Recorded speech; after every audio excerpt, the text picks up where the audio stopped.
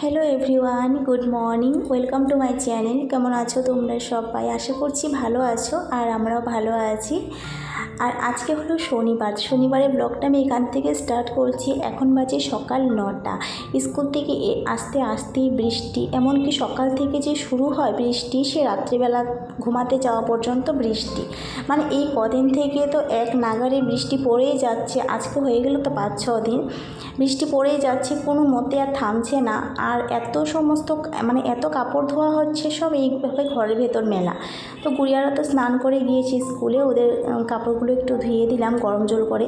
কেননা এই যে ঘরের ভিতর যে কাপড়গুলো মিলছি, ঘরের ভিতর তো হাওয়াতে যা শুকাচ্ছে আর ভেজা ভেজা না একটা গন্ধ হয়ে যায়। তার জন্য আর কি আমি সমস্ত কাপড় চেষ্টা করছি একটু গরম জল দিয়ে ধুয়ে দেওয়ার। এমনকি বেডশিট দুটো ধুয়েছি, গরম জল করে ধুয়েছি। তো ঠাকুরের আশীর্বাদে আজকে ঘরে জল আছে আর বাইরে যেতে হচ্ছে না। আর বৃষ্টিতে না সকালে তো স্নান দান আমাদের হয়ে যায়, তারপরে যদি বৃষ্টিতে বাইরে গিয়ে জল নিয়ে আসি, আনতে যাই, কি হয় আবার ভিজে যাই। তো এমনিতে সব ভিজা সমস্ত কাপড়, তারপরে যেটা পরে আছে সেটাও যদি ভিজে যায়। আর আজকে সকালটা তো অনেক সকাল থেকে শুরু করেছি, আমি তো অনেক সকালে উঠেছি। উঠে সমস্ত বাসি কাজ করে স্নান পুজো করে সকালে রুটিও করেছিলাম, তরকারিটা পরে মা করেছে। আর গুড়িয়াদেরকে সেদ্ধ ভাত খাইয়ে দিয়ে স্কুলে দিয়ে এসেছি।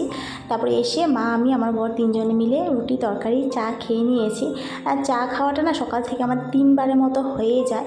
আর ঠান্ডা পড়েছে কদিন থেকে, যে বৃষ্টি পড়ছে এমনভাবে ঠান্ডা দিয়েছে, মনে হচ্ছে ঠান্ডা খুব তাড়াতাড়ি আসবে এবার। আর গরম তো প্রচুর দিয়েছিল, এমনকি 43 ডিগ্রি সেলসিয়াস পর্যন্ত ছিল। তখন মনে হচ্ছিল যে বৃষ্টি দিলে ভালো হতো, কিন্তু এখন যে বৃষ্টি দিচ্ছে এখন আর বৃষ্টি ভালো লাগছে না। সারা দিন বৃষ্টি কোনো মতে ঘরের থেকে বের হওয়া যাচ্ছে না, বাইরে গেলেও ভিজে যাচ্ছি সেরকম। এখন আর বৃষ্টি ভালো লাগে না, কেননা আমরা মানুষ তো অতিরিক্ত কোনো জিনিসই আমাদের ভালো লাগে না। গরমও ভালো লাগেনি, এখন বৃষ্টিও ভালো লাগছে না। তো যাই হোক, নিজের কাজ তো করতেই হবে। তো আমি স্কুলে দিয়ে এসে সংসারে আরও বাকি কাজ করতে শুরু করে দিলাম। প্রথমে ঘরটা গুছিয়ে নিয়েছি, বই খাতা সব ঠিকঠাক করে নিয়েছি। ওরা স্কুলে যাওয়ার আগ পর্যন্ত তো সেগুলো করতে পারি না, কিন্তু ওরা না রুটিন দেখে রাত্রেবেলায় সব গুছিয়ে রাখে। আগে আমি করে দিতাম, এখন ওরা নিজেই করে। তারপরে সকালে যে গোছানো থাকে সেটা আমি করি। তো মাকড়ের একটা ঝুল ছিল জানালা দিয়ে, সেটা কাপড় দিয়ে ভালো করে মুছে দিয়ে জানালাটা একটু মুছে দিলাম। আর আমাদের ঘর ছাড়া তো পিতৃপক্ষর আগে হয়ে গিয়েছিল, আর মহালয়ার আগে না আমরা সব করে রাখি, পিতৃপক্ষর আগে সব করে রাখি। তারপরে আর ওয়ালে বলো আর যেখানে বলে ছাদটা লাগাই না।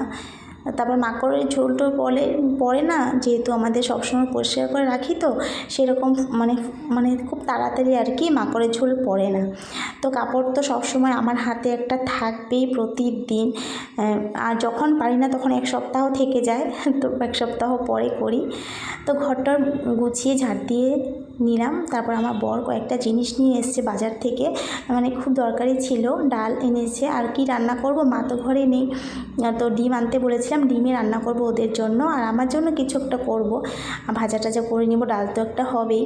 আর কয়েকটা বাজার এনে দিয়েছিল, এখন যেগুলো লাগবে সেগুলো আমি নিয়ে যাব রান্নাঘরে, আর বাকিটা সব আমাদের একটা বালতি আছে সেখানে রেখে দিব, কারণ এসবের আর দরকার নেই। ধূপকাঠি তো ছিলই ঘরে, তো এনে রেখেছি আর কি, সেটা ঠাকুর ঘরে রেখে আসলাম। আর ডাল আনিয়েছি 3 রকমের, মুগ ডাল, মসুর ডাল আর ছোলার ডাল। আর সেটা একাদশীর দিনেই লাগে, না হলে আমাদের হয় না খাওয়া। তো ডালগুলো আগে গুছিয়ে রাখলাম, কারণ এখন আমার মসুর ডালটা বসাতেই হবে। তার জন্য আর কি বিশেষ করে বললাম যে বাজারটা গিয়ে এনে দাও, এনে দিয়েছে। তো ডিম রান্না করব ওদের জন্য, আর আমার জন্য কিছু একটা করব। তো এইখানে সয়াবিনটা যে এনেছে, যেটা আমার একদমই পছন্দ না, আবার এনে আমাকে বলছে অভ্যাস করো, কেন আর আমি না এটা খেতে ভালোবাসি না, কারণ ফট করে না নরম হয়ে যায়। আমার নিউট্রেলার যে শক্ত শক্ত সয়াবিনটা, সেটাই ভালো লাগে, আর সেটার না গন্ধটাও ভীষণ ভালো। তো ডাল ভাত তো বসিয়ে দিয়েছি, খুব তাড়াহুড়োর মধ্যে আছি, কারণ গুড়িয়াদের ছুটি হবে 12টার সময়। তো ওদেরকে না আমি নিয়েও এসেছি। আর ডাল ভাতটা কোনো রকম নামিয়ে তারপরে গিয়েছিলাম ওদেরকে আনতে। মা আনবে না, মা বাড়িতে নেই যেহেতু, তো আমাকে আনতে হয়েছে। তো ওদেরকে এনে তারপর ওদেরকে বিস্কুট দিয়ে দিয়েছি 2টো করে হাতে, আর ওদের বলেছি খিদে পেয়েছে। আর জলটা থাকাতে না আজকে ভালোই হয়েছে, ঘরের ভেতর কাজগুলো করতে পারছি। আর তাড়াহুড়োর মধ্যেই ডিম আর আলুটা কিন্তু আমি প্রেশারে সিদ্ধ করেছি, আমি কিন্তু প্রেশারেই করি, আমি কোনো সময়ও মানে কড়াইতে দিয়ে করি না, তাড়াতাড়ি হয়ে যায় প্রেশারে দিলে। তো ডিম আর আলুর তরকারি করব, একটু লাল লাল করে ঝোল করব, বেশি ঝোল রাখবো না, আবার মাখা মাখা করে করব। আর দুটো পটল আছে সেটা ভাজা করব, আর আমার জন্য একটু আলু ভাজা করব, হয়ে যাবে। তো আজকে ডিমের ঝোলটা না আমি আমার মতো করে রান্না করব, আর যখন মা থাকে মা যেরকম বলে সেরকম করি, আর বেশিরভাগটা তো মাই করে। আর আজকে কিন্তু আমার মতো করে রান্না করছি, যেভাবে আমি করে থাকি। ডিমটাকে একটু লাল করে ভেজে তারপর আলুটাকেও ভাজবো লাল লাল করে, ভেজে তারপর মশলাটা তেলের উপর কষিয়ে তারপর রান্না করব। আর পাশে তো গরম জল থাকবেই, যেটা আমি সব সময় মানে দিয়ে থাকি, গরম জলেই দিই আমি সব সময় তরকারিতে। তো রসুন দিয়েছি আর একটু পেঁয়াজ দিয়েছি, একটু না পেঁয়াজ মোটামুটি একটু বড় মাপের দিয়েছি, আর 3 কোষের মতো রসুন দিয়েছি, বেশি একটা দিইনি। আর আদাটা না ছিল না, সেটা দিতে পারিনি। তো দিয়ে ভালো করে না মশলাটাকে কষিয়ে তারপর ডিম আর আলুটা দিয়ে হালকা করে কষিয়ে তারপর গরম মশলা দিয়ে নামিয়ে নিলাম। আর তরকারিটা ভালো হয়েছিল মা বলেছে, আর আমি তো খাইনি, জানিও না। আর এরকম রান্না করে যদি কেউ খেয়ে বলে ভালো হয়েছে, তবে না রান্নাটা সার্থক হয়, তাই না? আর সন্ধে দিয়ে চলে আসলাম আবার। Good evening. দুপুরবেলা না একটু শুয়েছিলাম 1 ঘন্টার মতো, বৃষ্টি পড়ছিল না, ঠান্ডা ঠান্ডা, তো মনে হচ্ছিল একটু ঘুমাই, কিন্তু ঘুমাইনি।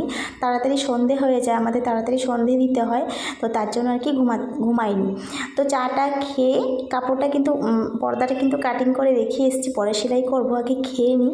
বাচ্চাদেরকে হরলিক্স দিয়েছি, মাকে চা দিয়ে মুড়ি দিয়ে দিয়েছি, মা খেয়েছে। আর চাউমিন করছি যে সেটা আমাদের জন্য, আমি গুড়িয়া গুনগুন খাবো, আর মা না এগুলো খায় না।